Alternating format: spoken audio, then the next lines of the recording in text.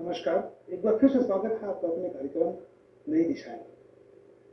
नई दिशाएं में आज हम लोग मिलेंगे डॉक्टर नीतीश प्रियदर्शी से। झारखंड का जाना पहचाना नाम है, एक भू वैज्ञानिक है। डॉक्टर साहब का कार्यक्रम में बहुत बहुत स्वागत है।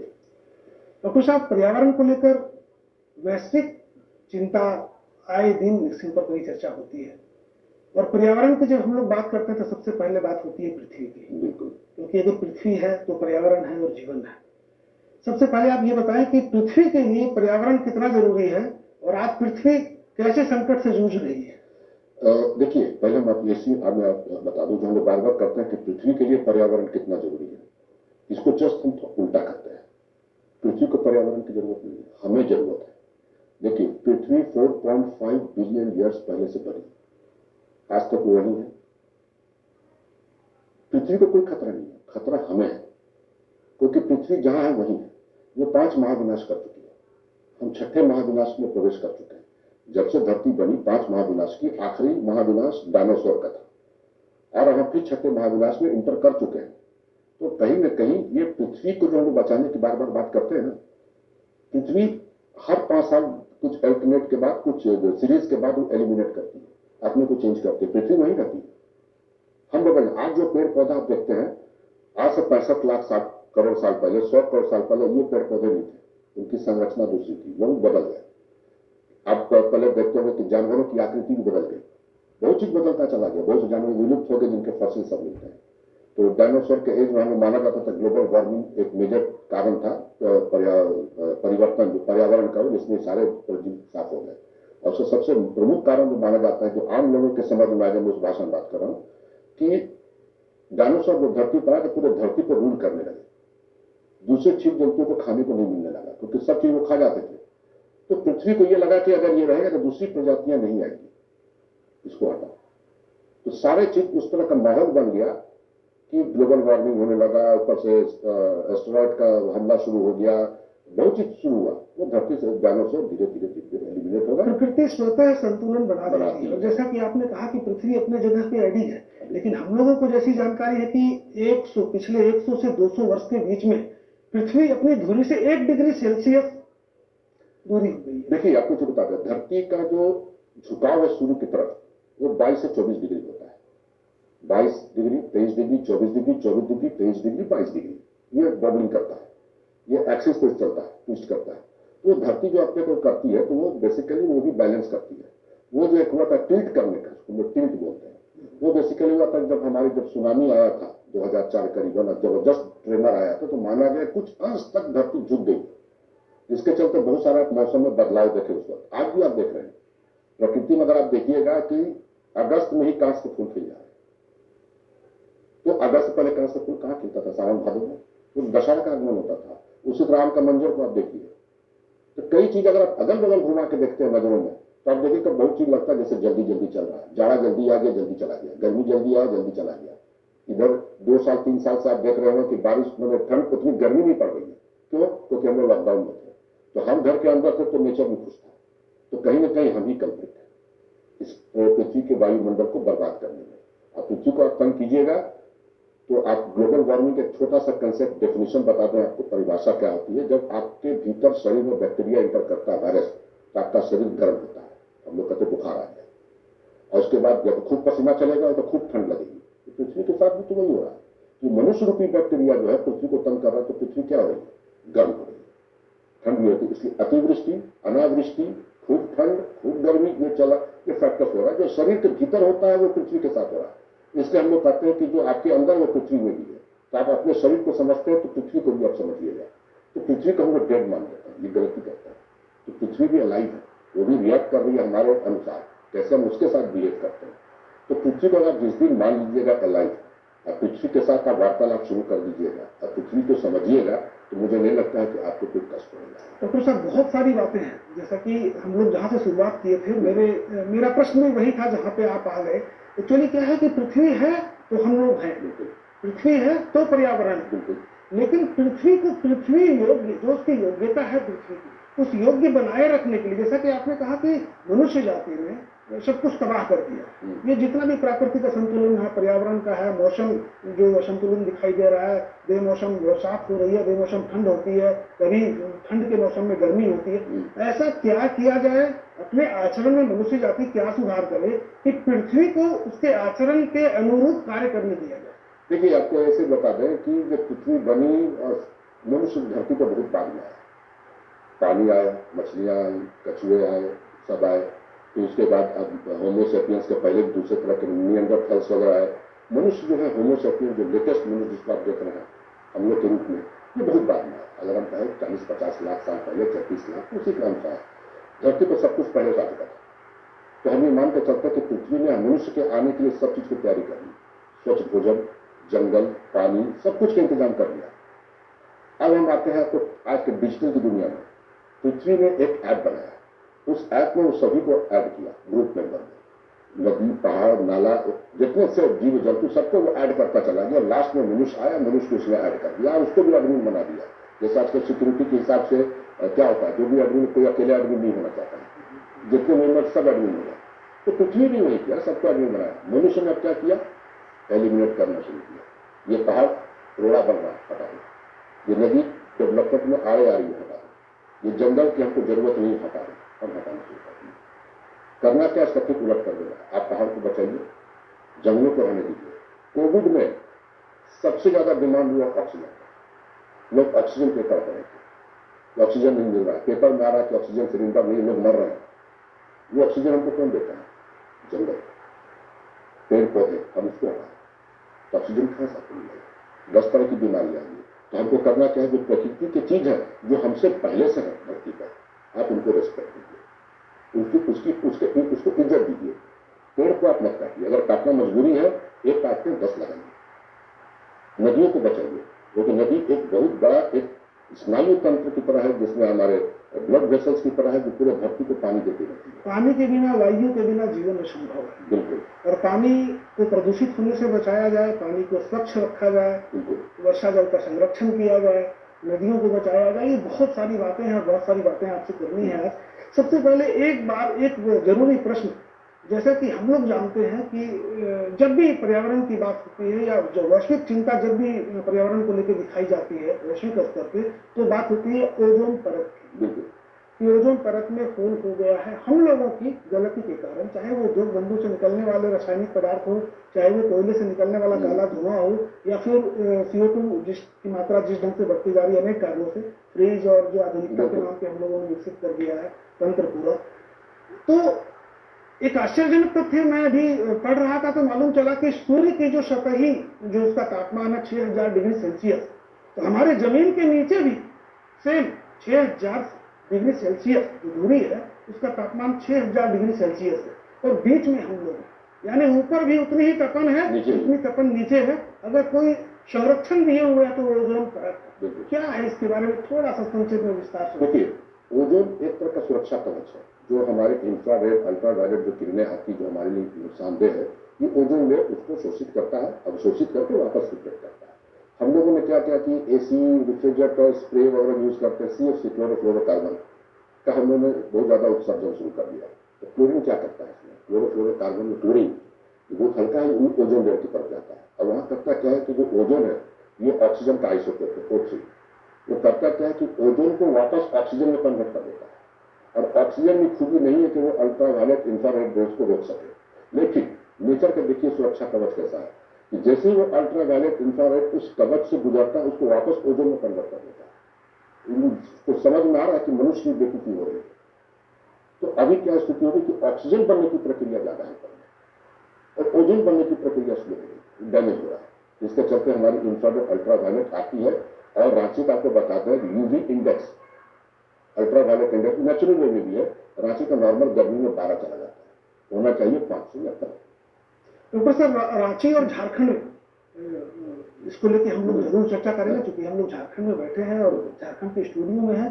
लेकिन सबसे पहले बस 2 मिनट और, जैसा कि आपने बताया ओजोन परत के बारे में, ओजोन परत से जो होल हो रहा है, 15,000 हिमखंड भारत में ग्लेशियर पिघल रहे हैं, और कहा जाता है कि अगर ऐसा ही चलता रहा तो 2050 के बाद हमारा जो समुद्र है, वो समुद्र के आसपास के कई शहर उसमें डूब जाएंगे।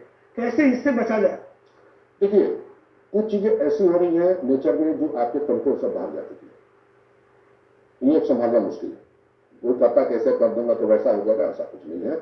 नेचर के साथ आपने एक तरीके से अगर आपने एक तरह का युद्ध छेड़ दिया, चाहे अनचाहे, तो नेचर तो अपने रिवेंज लाएगी और उसको ठीक होने में भी हजारों साल लग जाएगा। हो सकता है कि हम मनुष्य धरती से गायब हो जाए, तो फिर भी कोई दूसरी प्रजाति आएगी, उस धरती को रूल करेगी। आप ये मान के चले कि आप धरती पर हमेशा रहिएगा, ये गलत में डालते मन लोग आते हैं। जिस दिन पृथ्वी को लगा कि हमारा कोई काम नहीं, वो हमको हटा देगा, फिर दूसरी कोई प्रजाति आएगी, वो रहेगी। जैसे पहले जब हम लोग नहीं थे तो दूसरी थी, हम लोग आए, बहुत सारी प्रजातियों में गायब कर दिया, फिर कोई आएगा वो हम लोग को हटाएगा। ये चीज को समझना होगा और उसका महाविनाश हम लोग देख रहे हैं। तो जहां तक बात है तो आपने कहा प्रकृति को कैसे उसको बचाया जाए, कि जो स्थिति हमारी अभी जा रही है, तो कुछ नहीं करना, बस आपको करना यह है कि प्रकृति को बचाने के चक्कर में प्रकृति को आप एक्सेप्ट कर लीजिए, नेचर को आप मान लीजिए कि वो है और उसका एग्जिस्टेंस होना चाहिए। आप घर के आसपास पेड़ पौधे, हमने कहा नदी नाले पहाड़ जो भी है, आप सब उनको बचाइए। तालाब को मत ढकिए, उसको अब झारखंड में जितनी तालाबें गायब हो गई, हम तो कहते उसको हेरिटेज घोषित कीजिए तालाबों को। तालाब का कीमत आज भी है, कुआं का कीमत आज भी है, तो हम उनकी कीमत को नहीं समझ रहे। पानी को, पानी प्रयोगशाला में नहीं बन सकता, पानी उनको नेचुरल वे में ही आएगा। तो कहीं जहां जो चीज हम नहीं बना सकते उसका विनाश क्यों करना, बर्बाद करें। देखिए, पानी धरती से कहीं नहीं जाएगा, लेकिन हमको क्या चाहिए? स्वच्छ पेयजल, रंगहीन गंधहीन और स्वादहीन पानी चाहिए, तभी हम पी पाएंगे। नाली का पानी तो पिएंगे नहीं, समुद्र का पानी तो इतना अच्छा समुद्र में पानी भरा हुआ है, कहाँ पी सकते हैं? आप पीजिए, आपका किडनी खत्म, शरीर खत्म, हाई सोडियम कंटेंट है। तो कहीं ना कहीं पानी हमको चाहिए। उसी तरह का नेचर इसका बड़ा बहुत अच्छा इंतजाम कर रखा है कि पूरी गर्मी वाष्पीकरण होता है, मट्टी सूख जाती है, सब लोग हल्ला करते हैं कि भाई ग्राउंड वाटर लेवल नीचे जा रहा है, तालाब सूख रहा है। ये नहीं देखते कि नेचर बैलेंस कर रही है। वो कहते हैं हम लोग बर्तन में भी जो पानी पीने का रखते हैं ना, 2 दिन के बाद उस बर्तन को धोते हैं, धरती में वही पानी करते। ये बात समझने की जरूरत है कि प्रकृति के पास ऐसे तंत्र हैं, उसका एक अपना ऐसा नियम है, प्राकृतिक नियम है जिससे वो बंधी हुई है, जो कुछ वो संचालित कर रही है। हम लोग मनुष्य जाति ने चाहे जितने भी आधुनिकता के नाम पे जो भी तंत्र, इलेक्ट्रॉनिक मीडिया और जो भी अणु-परमाणु बम बहुत सारे आविष्कार कर लिए हों, लेकिन आज भी जो प्रकृति की व्यवस्था है, अगर उसको उसके महत्व को जाने, उसको अगर बारीकी से देखें, उसका अध्ययन करें, तो मालूम चलेगा कि अभी हम लोग बहुत उसका मतलब बूंद भर भी हम लोग नहीं कर पाए हैं। लेकिन सर्वे सर्वा हम लोगों ने अपने आप को मान लिया है। और एक अच्छी बात है कि हम लोग जिस देश में हैं, भारत में, भारत की स्थिति पर्यावरण को लेकर बहुत अच्छी है। 1600 बिलियन टन जब से पृथ्वी का उद्गम हुआ, विकास हुआ है, जो एक आंकड़ा है, हाँ, तो 1600 बिलियन टन जो है अभी तक CO2 उत्सर्जन हुआ है, जिसमें 400 बिलियन टन केवल अमेरिका, यूएस, जिसको हम लोग सबसे विकसित कंट्री मानते हैं, उसने ये कोहराम मचा रखा है। हम लोग बेहतर हैं। और अब हम लोग फिर वापस आते हैं झारखंड पे। डॉक्टर साहब, आपने बहुत पहले एक स्टेटमेंट दिया था, आपने कहा था कि झारखंड से, बेसिकली रांची से कई नदियां सूख गई है, और अगर हम लोग अभी भी नहीं सुधरे तो आने वाले समय में किताब के पन्नों पर भी नदियां नहीं होंगी। थोड़ा सा इसके बारे में। देखिए, रांची शहर की बात में बहुत सारी नदियां जो हम देखते हैं, अपने जाते हैं फील्ड वगैरह में, केवल बरसात में दिखती है। बरसात के बाद गई नदियां हैं। सबसे बड़ा उदाहरण है जो सबसे विलुप्त होने की कगार पर खड़ी नदी, वो सोन रेखा। देखिए, ये जो हरमू नदी पर बात करते हैं, जुमार कोटकोटी नदी कहाँ, ये नाला हो गई, ये घरों का कचरा ढो रही है। जो स्वच्छ पेयजल था, जो नेचुरल सोर्स ऑफ वाटर, वो अब नहीं दिखता है। तो सोनरेखा जो नगरी से निकलती, वहां बहुत ज्यादा कंस्ट्रक्शन हो गए, नगरी के उद्गम पर उसका असर पड़ गया सोनरेखा का। उसी तरह उसकी जो सहायक नदियां थी छोटे छोटे, वो गायब हो गई। तो उस तरीके से हम देखें तो आप चले जाइए मरासरी पहाड़, नानकुन के पास है, आप ऊपर चढ़िए, आप देखिएगा वहां पानी का स्रोत है, वो नीचे की तरफ जाता था, वो सिर्फ बरसात में होता है, वो नदी भी गायब हो गई। बहुत सारी नदी हमने देखा कि लोग पतरातू घाटी वगैरह जंगलों में जब जाता हूँ, देखता हूँ, तो लोग नदी का एविडेंस दिखता है कैसे कि वहां खेती हो रही है वैली में, आप नदी को बंद कर दिए, दबा दिए नदी को। तो कहीं ना कहीं खाना चाहिए हमको भी, खेती होना है तो हम भी जानते हैं, लेकिन आप नेचुरल सोर्स जो है नदी वर्ष का, उसको हम क्यों डैमेज करें, उसको हम क्यों बर्बाद करें?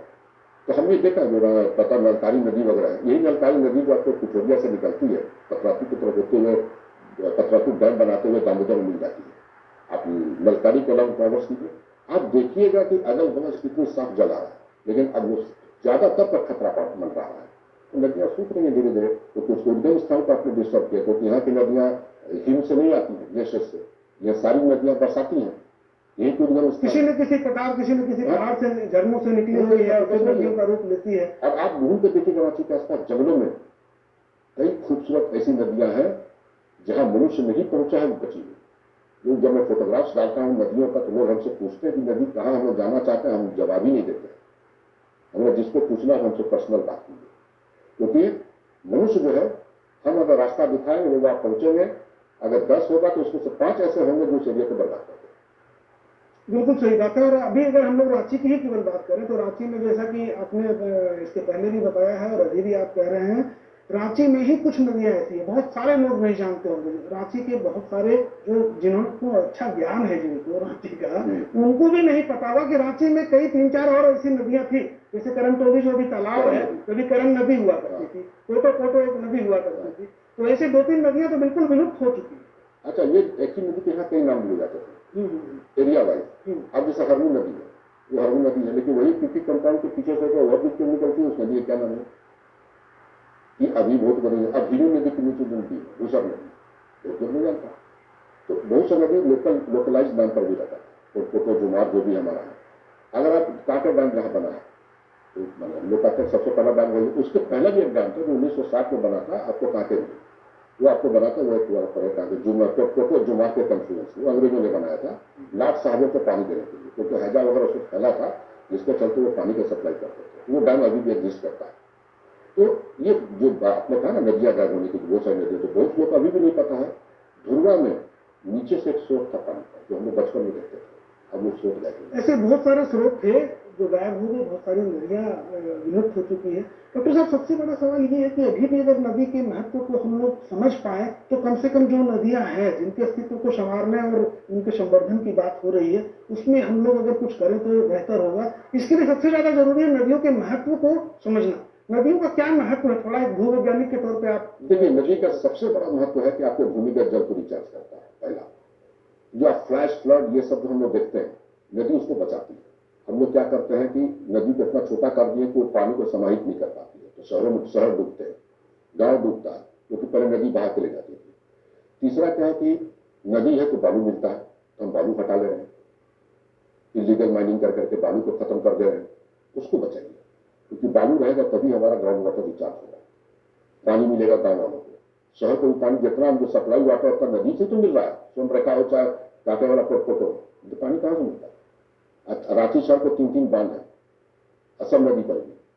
तो नदी के इंपॉर्टेंस इसी से पता चल जाता है कि नदी है तभी है, और वो भूमिगत जल रिचार्ज करती है, शहर के तापमान को बना के रखती है।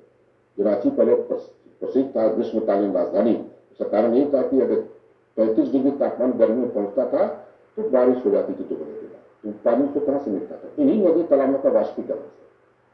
तो अगर आप इन सब चीजों को सुखा दीजिएगा तो रेगिस्तान बदलने में कितना समय लगेगा। तो नदी की कीमत को समझना होगा, और नदी का बहुत बड़ा हाइड्रोलॉजिकल साइकिल, जल चक्र में बहुत बड़ा योगदान। जो बारिश होती है, जो तालाब और डैम के तुलनात्मक दृष्टिकोण से अगर नदियों को देखें तो नदियों का महत्व बहुत ज्यादा है। और नदियां केवल आपने जैसा कि बताया कि बालू बहुत जरूरी है, तो नदियों के बालू के साथ साथ नदी के जीवन को बनाए रखने के लिए नदी किनारे वृक्षों का होना बहुत जरूरी है। बिल्कुल। देखिए, आप किसी मान लेते हैं, हम लोग नेचर को अपने हिसाब से परिभाषित करते हैं, अपने सुविधा अनुसार नदी को अपने हिसाब से परिभाषित कर देते हैं। नदी में अगर एक मछली भी, एक मेढक भी, तो उसका भी एक रोल है, हम उस रोल को नहीं समझते, तो वो समझना होगा कि नदी आपकी, हमारी जो है वो आपकी प्रॉपर्टी नहीं है, वो नेचर की प्रॉपर्टी है। वो आपको फ्री ऑफ कॉस्ट दे दी है सब चीज, उसी का हम लोग इज्जत नहीं रखते। अगर कोई चीज आपको फ्री ऑफ कॉस्ट मिल जाता है ना, उसकी इज्जत नहीं रखते, कदर नहीं करते हैं। वो हम कर रहे हैं नेचर के साथ। यही जब ऑक्सीजन में खरीदना पड़ रहा था सिलेंडर, तब वो लगा कि ऑक्सीजन कितना होगा जरूरी। कोरोना काल में हम लोगों ने जाना इसका महत्व, ऑक्सीजन का महत्व, वृक्षों का महत्व जाना हम लोगों ने। और अभी आपने थोड़ी देर पहले डैम की भी, कांके डैम की बात की थी। तो डॉक्टर साहब, चाहे नदियों का जल हो, चाहे फिर कांके डैम की बात हो, कांके डैम में भी कई बार आप लोगों ने भी उसके पानी के ऊपर में अनुसंधान किया है और देखा कि ऑक्सीजन की मात्रा कम हो रही है, उसमें कचरा जा रहा है, रासायनिक तत्व जा रहे हैं, उसके कारण वहां पे मछलियां मर रही है। कैसे इसको बचाया जाए? देखिए पहले ये जानना होगा काकर डैम के पोल्यूशन का सोर्स क्या है।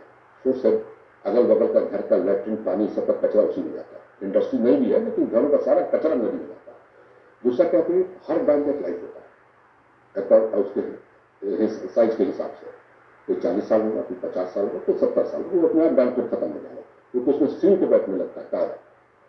हमने कभी सफाई नहीं की किसी डैम पर, आप तो बढ़ते जा रहा है। और हमको याद आ 8-9 साल पहले काकर डैम में जब भीषण गर्मी पड़ी थी तो लोग पैदल काकर डैम पार कर रहे थे। कितनी बड़ी खतरनाक थी। नेचर हमको बताता है खतरा, पहले से वार्न कर रहा है, हम उसको नहीं समझ रहे। तो अगर आपको बचाना है तो वो सोच को रोकना होगा। चाहे बड़ा तालाब हो अपर बाजार का, जो कि अंग्रेजों ने बनाया 1842 में, जो उसके जो हमारे थे ऑस्लो टर्नल, तो उन्होंने बनाया उसके हिसाब से। उस वक्त वाटर रिचार्ज कितना अच्छा कंसेप्ट लेके आए थे। अब बगल में एक और छोटा तालाब है। तो हमारे जो चाहे वो अंग्रेज हो चाहे वो पुर्तगाली हो उससे हमको मतलब नहीं है। मतलब है कि पहले के लोग इस चीज को भली बात ही जानते थे। और 1942 में जब जेबी ऑर्डन आए थे जियोलॉजिस्ट ब्रिटेन के, यहाँ ब्रिटिश आर्मी को स्थापित करना था सेकंड वर्ल्ड वॉर, उन्होंने इंडिकेशन दे दिया था कि रांची के भूमिगत जल को विश्वास मत कीजिए, सतही जल को बचाइए। तो सारे जो कल उनको हम नहीं मानते। तो जरूरी है बरसात के पानी को रोकिए, जहां पर आप रोक सकते हैं वहां उसको रोकिए, उसको बर्बाद मत होने दीजिए, रेस्पेक्ट दीजिए। और सीधा थ्योरी हम यही कहते हैं कि बरसात कभी क्यों रुक जाती है।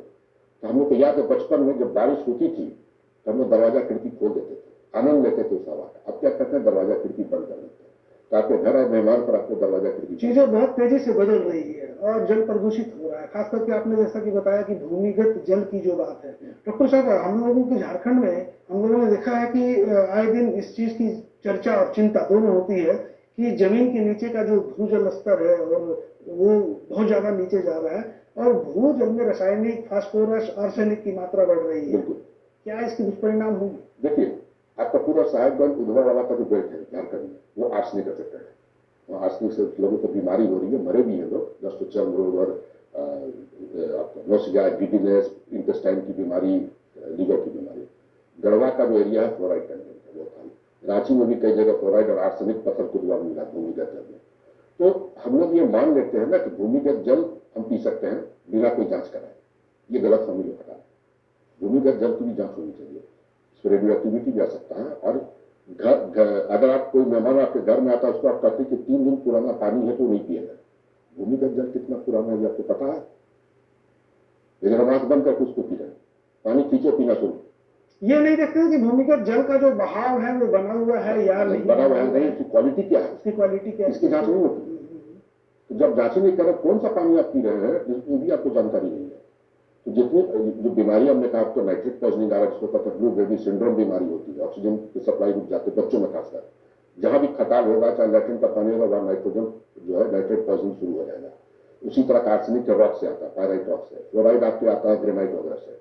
तो इस तरीके से हमारा एक पूरा डिटेल एक एनालिसिस होना चाहिए कि कहां का उससे वाटर जो है आपका पीने योग्य है। और 2 चापाकल के बीच की दूरी कम से कम होनी चाहिए 500 मीटर। अब तो 5 फीट होती है, तो पानी कहां से मिलेगा? चापाकल के बगल में आपका लैट्रिन का सब कुछ बना हुआ, सेप्टिक टैंक बना हुआ है, तो अच्छी पानी को उम्मीद आप कहां से? सर बातें बहुत सारी है करने को आपके साथ, और मैं समझता हूँ कि आपके साथ ये जो 25-30 मिनट का समय होगा बहुत कम होगा चीजों को समझने के लिए। लेकिन चलते चलते एक बार अंत में आप ये बताएं कि भूवैज्ञानिक के तौर पे आप क्या देखते हैं झारखंड में? अगर बेसिकली दुनिया के साथ साथ अभी हम लोग झारखंड पे बात करें तो झारखंड में हम लोगों को भू संरक्षण के लिए और इसके विकास को बनाए रखने के लिए क्या करना होगा? देखिए झारखंड इस मामले में अभी मानते हैं कि प्लस पॉइंट में है। भूमिगत जल अभी भी है, आप उसको बचा लीजिए। जंगल बचा हुआ है, हम एक चीज करते हैं, हम लोग जंगल नहीं लगा सकते हैं, हम लोग सिर्फ पेड़ लगा सकते हैं। जंगल अपने आप होता है, तो जो बचा हुआ जंगल उसको बचा लीजिए, नदियों को बचा लीजिए। तो मुझे लगता है झारखंड अभी भी विश्व के लिए, दुनिया के लिए एक उदाहरण बनेगा। और डॉक्टर साहब हम लोग आशा करते हैं कि आपकी बातों को सुन के बहुत सारे लोग जागरूक होंगे और झारखंड की जनता अपने जल जंगल जमीन के लिए जो बहुत विख्यात है, यहाँ पे जल जंगल और जमीन देव स्वरूप है, बहुत भावनात्मक रिश्ता है उनके साथ। तो चीजों को समझेंगे, हम लोग नदियों को बचाएंगे, वृक्षों को लगाएंगे और जल संरक्षण के ऊपर ध्यान देंगे, जल संवर्धन पे ध्यान देंगे, जल के शुद्धिकरण पे ध्यान देंगे। और डॉक्टर साहब आप कार्यक्रम में आए, पर्यावरण को लेकर इतनी सारी आपके साथ बात हुई, बहुत बहुत धन्यवाद आपका। जोहार जोहार।